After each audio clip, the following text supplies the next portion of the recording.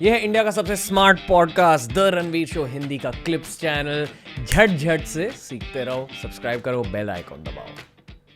आपसे दो चीज़ें कहना जी चाहूँ। पहला, आपकी एज 33 ईयर्स की around 32 but you will turn 33 this year. या keep this in mind, I tell you why. Yes दूसरी चीज़, मैं हाल ही में कोयम्बतूर गया था, ईशा फाउंडेशन गया, सदगुरु के आश्रम गया, क्या बात जहाँ कहा जाता है कि it's the south India version of Kailash. तो wow and you feel that. Sanchit भी मेरे साथ गए थे और मेरी टीम गई थी and we all felt you guys that very different है। वाओ सदगुरु का एक वीडियो में एग्जैक्टली उनका लॉजिक नहीं जानता, मैं लिंक कर दूंगा नीचे। उन्होंने कहा कि 33 years of age for any human being is a very big turning point. वो नेगेटिव टर्निंग पॉइंट भी हो सकता है, पर अगर आप एक स्पिरिचुअल इंसान हो, अगर आप एक ऑनेस्ट इंसान हो, तो वो एक बहुत ज़्यादा पॉजिटिव टर्निंग पॉइंट हो सकता है। एंड ऐसे ऐसे नहीं है कि 33 ईयर्स के बर्थडे पर सब कुछ बदल जाएगा, बट रफली अराउंड 33 चीज़ें बदलने लगती है। स्पिरिचुअल हिंदू लॉजिक मुझे समझा नहीं, आई डोंट रिमेंबर इट, उन्होंने समझाया था उस वीडियो में। बट ये मैंने काफ़ी सारे भैयाज और दीदीज़ में ऑब्जर्व किया है आपके जैसे, कि एज यू रीच 32 33, मुझे पता नहीं क्या होता है, बट समथिंग डेफिनेटली चेंजेस। तो वो मुझे लगता समझा है दीजिए आप। एनर्जी फ्लो चेंज होता है इंसान का, प्रायोरिटीज चेंज होती है। चक्रास हमारे जो 7 चक्रा है, जो हमारे जो वो ये सारा उन्हीं का गेम लगता है मुझे, जो एक सर्टन, क्योंकि 33 तक इंसान ने अभी देख लिया, सब समझ लिया, हो गया। अभी वो रिलेशनशिप समझ चुका है, प्रोफेशनलिज्म समझ चुका है, मनी और उसका वो हर चीज़ समझ चुका है, दुनियादारी सीख चुका है, एक फुल्ली मैच्योर एडल्ट है। अभी जस्ट टर्न एडल्ट नहीं है, अभी उसने एडल्टहुड भी ठीक ठाक जी ली है। तो शायद इसलिए 33 एक वो एज होती है जब ना आप इधर के रहते हो ना आप उधर के रहते हो, आप वो ब्रिंक पे हो। अब आप यहाँ से अपने बुढ़ापे की तरफ, बुढ़ापा तो खैर अभी दूर है, बट मैं बोलूँगा यहाँ से अब आप बॉयश एटीट्यूड छोड़ करके मैनिश एटीट्यूड की तरफ जाते हो, शायद इसलिए वो। और मैंने ये जो आपने 33 वाली बात बोली है, ये शायद मैंने भी सदगुरु साहब की जी की ये पढ़ी थी मैंने बात। उसमें उन्होंने कुछ एक लॉजिकल एक्सप्लेनेशन दिया था कि why this age is something. I think you should definitely link it, I will go scout it myself. नहीं, इंटरेस्टिंग बात कही। अगेन, ये मैं कॉन्ट्रोवर्शियल पर्सपेक्टिव से नहीं पूछ रहा हूँ, जनरल पर्सपेक्टिव से पूछ रहा हूँ। Over the years casual sex और सीरियस सेक्स को लेकर आपकी कोई राय है? क्योंकि हमारी इंडस्ट्री में हमें बहुत देखने को मिलता है, हमारे आसपास के लोग, I'll tell you why I'm asking you this. बहुत ज़्यादा कैजुअल रिलेशनशिप्स होती हैं आसपास, बहुत ज़्यादा फिजिकल ओनली रिलेशनशिप्स होती हैं आसपास। I feel as an artist it takes away something from you. देखिए देखिए मेरा मानना है कि बहुत सारी स्पीशीज़ है, अगर हम भूल जाएं तो इंसान भी एक स्पीशी है। अगर हम भूल जाएं कि इंसान एक सुपीरियर स्पीशी है, बहुत डेवलप्ड स्पीशी, तो हम भी एक स्पीशी हैं। जानवर भी है, एक स्पीशी है। एक छोटी सी दीवार है इंसानों के अंदर और एक जानवरों के अंदर।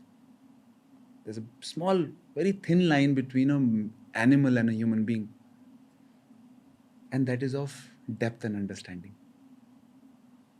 अगर हम आजकल तो इनफैक्ट जो जानवर है वो डेप्थ और अंडरस्टैंडिंग महसूस करने लग गए हैं। जितना कितने सारी आप जो मतलब मैं देखता हूँ, बहुत सारे वीडियोस देखता हूँ एनिमल लाइफ के ऊपर, बहुत मतलब इंटरेस्टेड रहता हूँ, मुझे बहुत मज़ा आता है। I love big cats and I love lions and I see a lot of about them. तो उनके अंदर भी एक सेंसिटिव साइड है, उनकी भी रूल बुक है एक। मुझे लगता है इंसान इसी तरह से, इस डेप्थ और अंडरस्टैंडिंग की वजह से ही डिफरेंट है। उसको हमें भूलना नहीं चाहिए, वरना फिर हम में और जानवरों में अंतर नहीं रह जाएगा, specially when it comes to sex. इंसान को दी गई है वो ताकत कि वो एक डीपर कनेक्शन फॉर्म करके एक दूसरे इंसान को जान सके। अगर वो डीपर कनेक्शन नहीं है, so then it is just what animals are seeing it like. तो when we can form a deeper connection, then we should try to do that. And इसीलिए मुझे लगता है संगीत एक बहुत ही अहम भूमिका निभाता है किसी भी रिलेशनशिप में, बिकॉज संगीत के थ्रू इंसान अपने इमोशंस को टैप करता है, चाहे वो कितनी भी बिजी लाइफ में हो, वो अपने इमोशंस को टैप करता है संगीत के थ्रू। ऐसे बहुत बड़े बड़े लोग होते हैं जिनसे मुलाकात होती है, बड़े बड़े वर्ल्ड के लीडर्स होते हैं, हम लोग ट्रैवल करते हैं जगह जगह।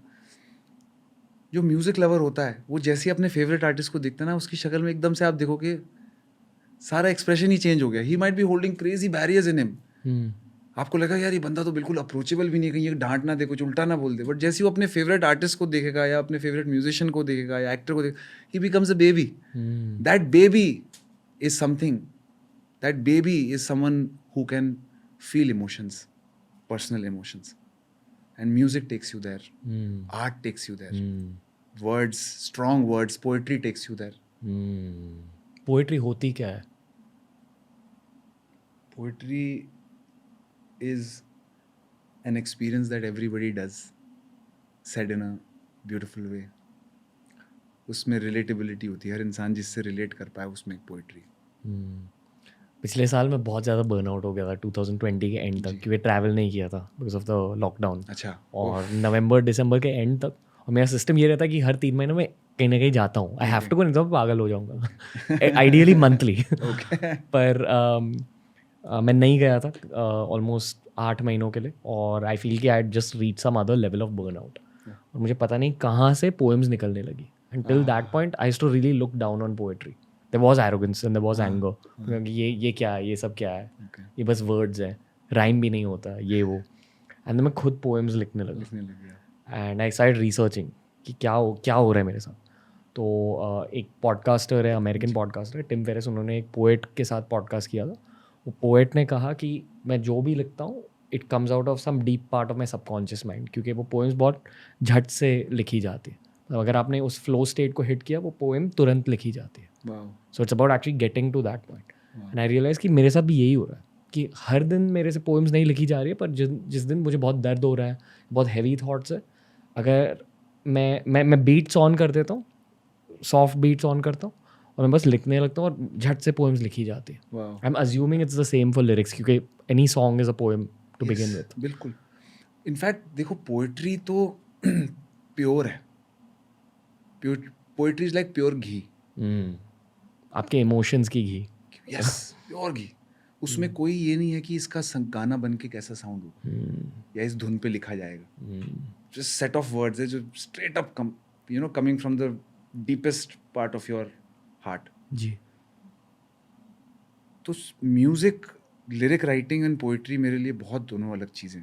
Lyric writing is more about the situation given, poetry is more about expressions, about it's very internal. मतलब पोएट्री ना, इंसान जब पोएट्री पढ़ने लगता है ना, इसका मतलब डेप्थ मांग रहा है।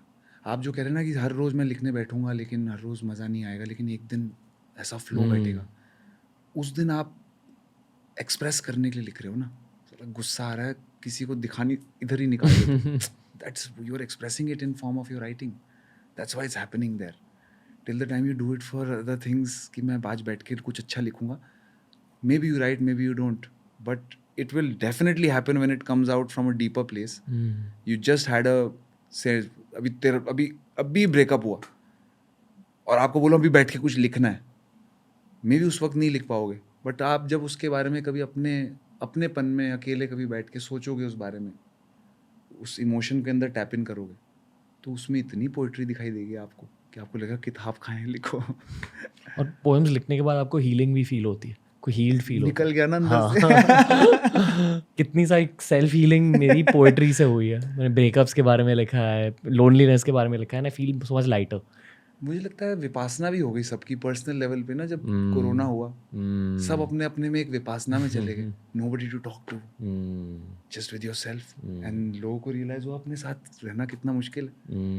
This human being I am living with, I don't know this human being I am living with for so many years, that's my self.